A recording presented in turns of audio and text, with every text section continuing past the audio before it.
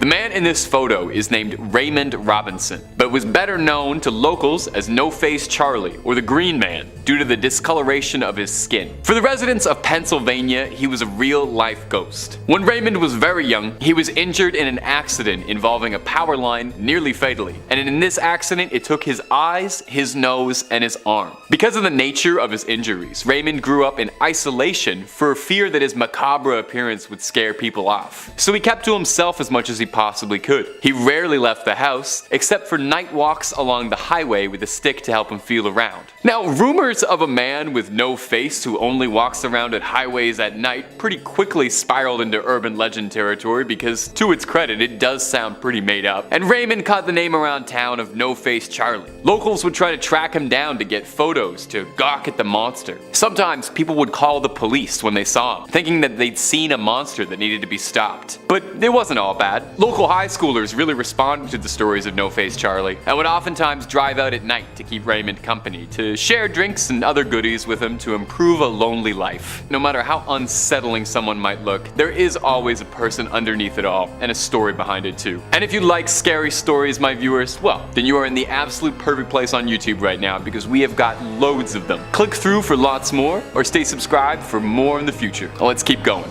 Number 4. Maori trophy heads. I hate to have to be the one to tell you this, but what you're looking at is not a collector posing in front of a bunch of masks. He's a collector, yeah, but the man is showing off his collection of trophy heads. The man in question is Major General Horatio Gordon Robley. Whew, that is a mouthful and a half. He was serving in the British military at the time that this photo was taken, and he was fascinated by the Maori people of New Zealand where he was stationed. Specifically their tradition of face tattoos called moko. Moko was usually done to indicate who were high members of society or who had some renown. When a man with moko passed, it was a cultural practice to preserve the work by mummifying a severed head, removing the eyes and brain, sealing the whole thing together with flax fiber, gum, and shark oil. Horatio was absolutely fascinated by this when he arrived in New Zealand in the 1860s. Proving what a very normal, well-adjusted guy he was, he quickly started collecting the tattooed severed heads, called mokamokai. He would trade firearms and other goods to Maori locals in exchange for his heads, eventually boasting an impressive collection of 35 heads. Apparently he was quite proud of them,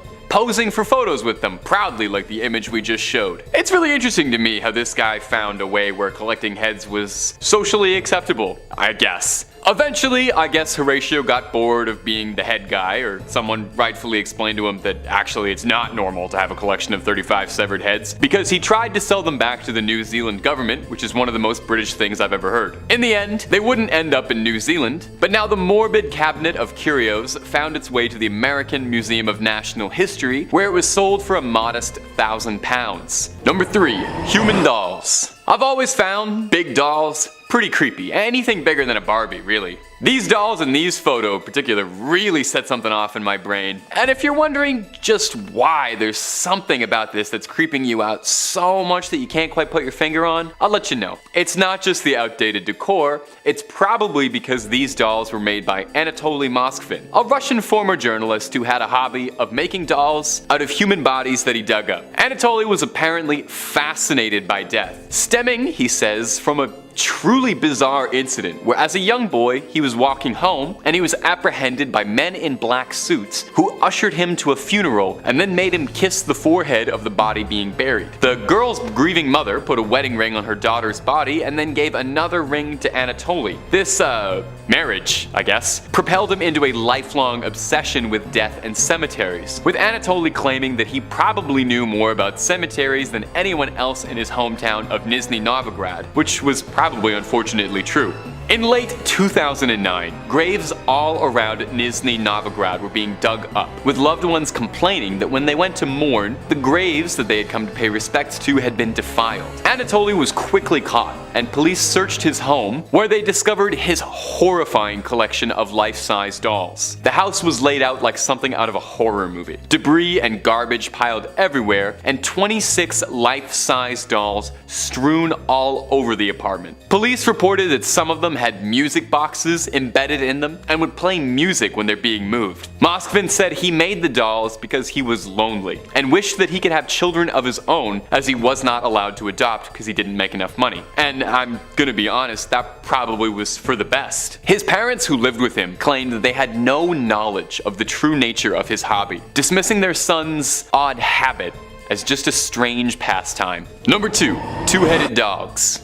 A dog is man's best friend, it's been said. And they say 2 heads are better than 1, so with these 2 concepts in mind, the only thing better as a best friend for a man would be a 2-headed dog. Luckily for us, Russian scientist Vladimir Demikov agreed with this thought process and tried to make his own 2-headed dog. I'll be honest, if you get squeamish about stuff involving dogs or pets, I'd skip over this part of the video. The timestamp will be down there since it's pretty creepy stuff. Anyway, jumping in. It's hard not to call Vladimir Demikov a mad scientist, especially when you see the photos from his workshop. It looks like behind the scenes footage from a horror movie, and your brain wants to believe so badly that what you're looking at is CGI or maybe a puppet. But no, that's a real 2-headed dog, horrible as it was, that he created. Demikov was fascinated by organ transplants and tried to further what medicine could do, with dogs as his preferred test subjects. His magnum opus and goal was to successfully transplant a head onto another human being, with the eventual goal being a full-scale head transplant. Now, for all his controversial methods, he actually did further modern medicine a great deal, and his work was essential to what we know now about modern organ transplants. He's credited with creating the world's first artificial heart, as well as the first lung and heart transplants ever performed. But head transplants were the ultimate goal. Any old fool can put lungs in somebody else, and he believed firmly if he could get it to work on a dog, he could make it work on a man. He performed this experiment 23 times with no success. I would have thrown in the towel by the 23rd dog hybrid, but it was his 24th time where he would find some success at an international audience as well as infamy. A smaller dog was grafted to a German Shepherd by the head and neck, and the operation took 3 hours, and miraculously the dog survived, and this poor creature could see, hear, smell, eat, and swallow. In the end, and probably for the best, this thing only survived for 4 days after this. Demikov continued his experiments, eventually creating a 2-headed dog that lived for 29 days, his lasting record. Unsurprisingly, his work was met with great concern over the ethics and the nature of his experiments, which is, very understandable since, you're kind of doing what Frankenstein does, just sewing dogs together. That's usually something people take umbrage with. Some scientists believe today that a head transplant is closer to reality than we might think. Number 1.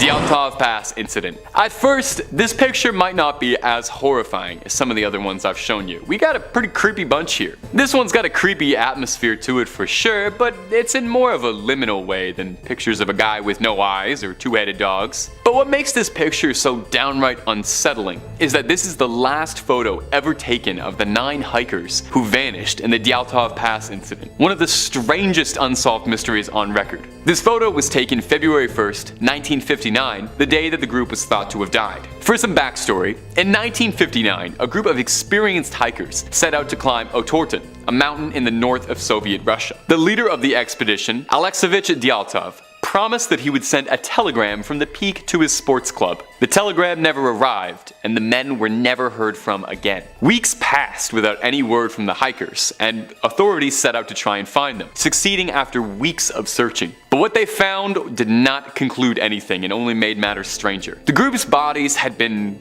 ravaged and displaced. Some of the people had eyes and tongues missing, while others had been destroyed in a way that seemed like they'd been struck by a car. The bodies were scattered all across the mountain, leading to much more confusion. They had found a tent from the group that had been cut open from the inside, and scattered around the campsite were boots, coats, and gear that had seemingly been left behind in a hurry after some members of the group had fled somewhere. From what is anyone's guess. 2 of the bodies that had been discovered weren't wearing clothes at all, despite the obviously freezing conditions around them. Every single new piece of evidence that authorities found only seemed to further the mystery. Some of the bodies were disfigured, some of the bodies were found wearing clothes that clearly belonged to other bodies that had been scavenged or looted. There were small amounts of radiation detected on the clothes of the found hikers. Everything was like pieces of a puzzle that just didn't fit together. The Dyatlov Pass incident is rife for conspiracists, and there are many great videos out there on the subject and lots of cool stuff to read. It's fascinating. The theories Theories range from anything from supernatural involvement or hysteria and madness or government secret projects. Were they attacked out in the woods by something or someone? There were some who believed it could have been an attack from a local tribe called the Mansi, who lived in the surrounding mountains. But the tribe was peaceful, so it was unlikely. As well, the damage that had been done to the bodies was so severe, it was described as being closer to car crash injuries than it was human inflicted. An avalanche seemed like the most prevailing theory. It would make sense why it would scare the hikers awake in the night, ripping open the tent and causing them to flee unprepared, but avalanches weren't particularly common in that area, and furthermore, the hikers present were all fairly experienced, and unlikely to make a mistake like camping somewhere near the danger of an avalanche. More extreme theories posit that the group was exposed to some sort of new weapon that was being tested, as a possible explanation for the radiation and bizarre injuries. In the end,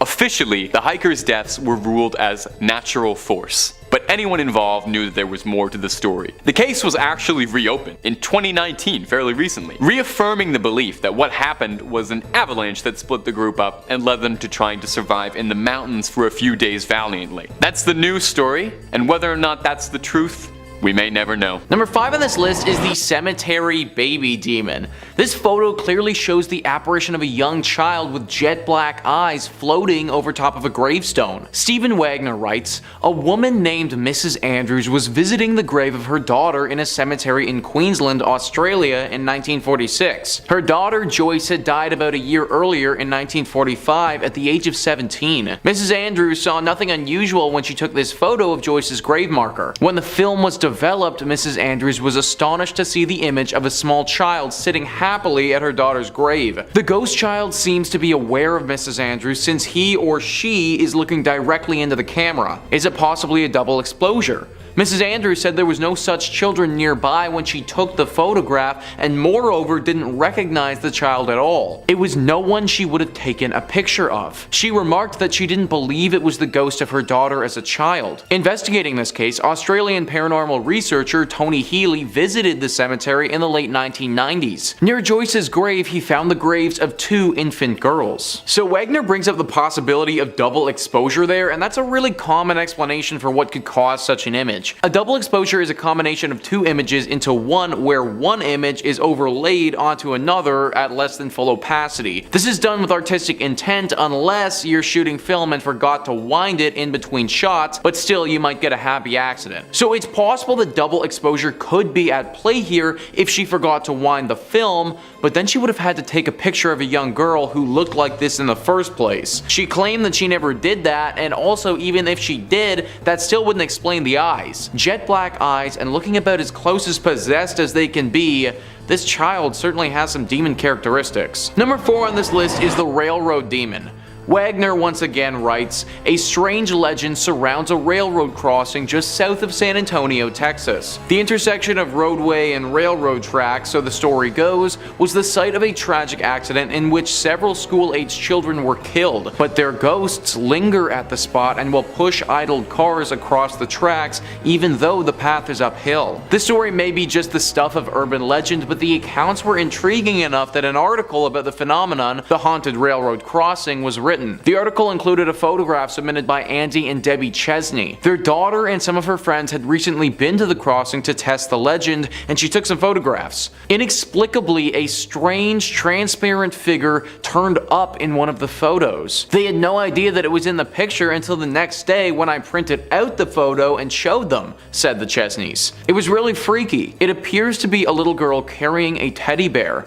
Other readers who have viewed the photo think it shows a little girl with a dog sitting at her feet. Now, I don't like to classify demons as ghosts and ghosts as demons because they're certainly different. But even if what's going on here is due to a ghostly presence, then said ghostly presence certainly has demonic qualities. To be able to physically push a car and then also do it with the intention of killing those inside or killing those on the train, that's extremely evil, guys. I looked into the legend into San Antonio to see what had actually happened there, and it was really tragic. Back in the 1930s, a school bus full of children stalled on the tracks right before a train was scheduled to come. They raced to get off the bus, but not all of them made it, and 10 children lost their lives that day in the horrible accident. The more I looked into it though, the more I found that most people's experiences with these children have actually been good and not demon-like.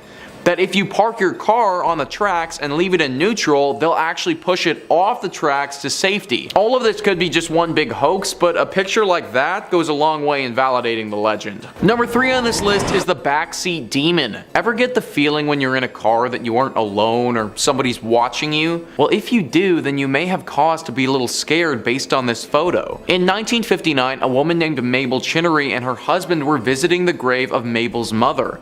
Whilst they were there, Mabel pulled out her camera and snapped a photo of her husband in the front seat of their car by himself. Except, when the film was developed, it's clear that he wasn't by himself. In the backseat of the car, you can see that there's some sort of humanoid creature right behind him. It's very dark and hard to make out, but apparently Mabel knew exactly what it was. To her, the being in the back looks identical to her mother, the person whose grave they were visiting that day. This picture was taken to an expert and they concluded that it was not double exposure and the picture hadn't been tampered with. This has led most people to believe that the only real explanation for this photo is something supernatural. Number 2 on this list is the Wem Town Hall demon. Back in 1995 in Shropshire, England, Wem Town Hall, an old building built in 1905, burned to the ground. Locals gathered and watched as the fire department tried to save the building, but alas, it was no use and it did eventually burn down. During the blaze, some of these bystanders took some photos of what was going on, and one of them, when it was later developed, started quite the controversy. As you can see in this picture, there's very clearly a girl standing behind some bars in the building. Now, before we go any further, I want to say that this isn't a living person in danger, because from my research, nobody actually got hurt in this fire. The thing is, though, that if this wasn't a living person, then who the heck is it? Well, the legend says that this apparition is that of a girl named Jane Churm. Jane Churm was a young girl who lived back in the 1600s but died in a tragic fire. This fire took place in the town of Wem, and it was actually said to be started by Jane herself. Now, back then in the 1600s, the fire was started by accident, but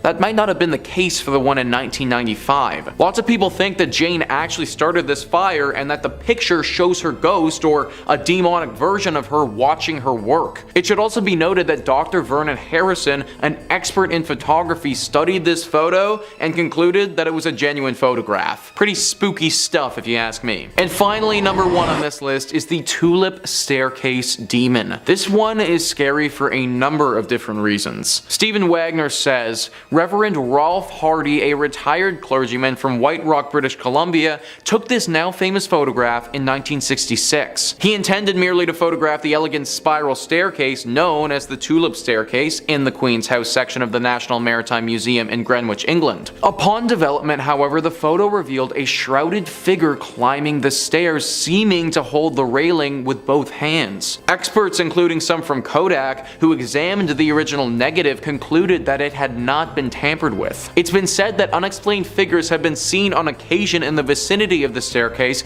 and unexplained footsteps have also been heard. This photo isn't the only evidence of ghostly activity at the Queen's House either. The 400-year-old building is credited with several other apparitions and phantom footsteps even today. A few years ago, a gallery assistant was discussing a tea break with 2 colleagues when he saw one of the doors to the bridge room closed by itself. At first, he thought it was one of the lecturers. Other ghostly incidents include the unexplained choral chanting of children, the figure of a pale woman frantically mopping blood at the bottom of the Tulip Staircase, slamming doors, and even tourists being pinched by unseen fingers. So very clearly, this place is deeply haunted, guys. I think arguments can be made that there are ghosts, demons, maybe even creatures all chilling at this one spot. Whenever we capture a photograph like this, and it's literally of a place that already has a legend surrounding it, I think that really adds to its legitimacy. People had been saying for years that something was up here, and then there was finally some proof when this picture was taken. Also, the fact that it's been proven to be genuine makes it pretty hard to explain. Number 5 on this list is Lord Combermere, or maybe better put as the ghost of Lord Combermere. The picture that we're going to look at today depicts the ghostly silhouette of the late Lord Combermere sitting in his chair. Insider writes, amateur photographer Corbet allegedly set up her camera and took this hour-long exposure while the funeral of her brother-in-law, Lord Combermere, was taking place 4 miles from the home. Interestingly, the apparition that appears to be sitting in the deceased Lord Combermere's chair is suggested to be Lord Combermere himself. I think the scariest part about this photograph is the timing. The fact that this was apparently captured literally right when the funeral for this man was being held. It's very possible that his spirit could have still been in and around the area and wasn't quite ready to leave the world of the living yet. Ghost Story UK says it's thought by some that during that time a servant might have come into the room and sat briefly in the chair, creating the transparent image. This idea was refuted by members of the household, all testifying that they were all attending Lord Combermere's funeral. Sir William Barrett, who investigated the case and reported on it in the Journal of the Society for Physical Research, was not satisfied. Working on the theory that a manservant may have come in and seated himself in the chair, he took a test photograph and got a picture that was almost a duplicate of the Combermere photograph. The matter seemed ended, but as he told in his book On the Threshold of the Unseen in 1918, sometime later he received a letter from Lord Combermere's daughter-in-law about the photograph. She said that the face was always too indistinct to be quite convincing to me, though some of his children had no doubt at all of the identity. I may add, none of the manservants in the house closely resembled the figure and were all young men who were all attending the funeral. No one resembled him and everyone was out of the house when this photo was taken. For years the church and others have tried to explain this photograph, but they just simply can't. Maybe it was the ghost of Lord Combermere, or maybe it was a demon playing a trick on all of us. We may never know. Number 4 on this list is Freddy Jackson. In this photo, we're going to be looking at Sir Victor Goddard's Royal Air Force Squadron. This picture was taken in 1919 after World War I and showed a bunch of young strapping pilots. What's wild about this though is the unexpected visitor that we have in the back row. If we zoom into the top row and look at the man fourth from the left, we can see something over his right shoulder. An apparition of sorts that resembles a human face. After people started taking note of this and examined it, those who had worked with the squadron identified that face as Freddy Jackson. Freddy Jackson was a mechanic with this squadron for a while, but the crazy part is that he had died in a propeller accident several days earlier. Similarly to Lord Combermere, the day that this picture was taken was the day of his funeral. Maybe his ghost showed up because he was pissed all his friends were taking pictures and not paying their respects. But seriously though, how on earth do you explain a photo like that with tons of other people in it? It's impossible for it to have been staged, and it's clear that there's something there. Hopefully Freddy was able to find peace after his impromptu photo bomb. Number 3 on this list is the couple's demon. William Hope was a paranormal investigator who lived from 1863 to 1933. During that time, he was responsible for capturing a wide array of spiritual photographs which showcase ghosts and demons. Now, after evaluating some of his work, I think it's fair to assume that some of it is doctored. I'm not sure how one man would have been able to capture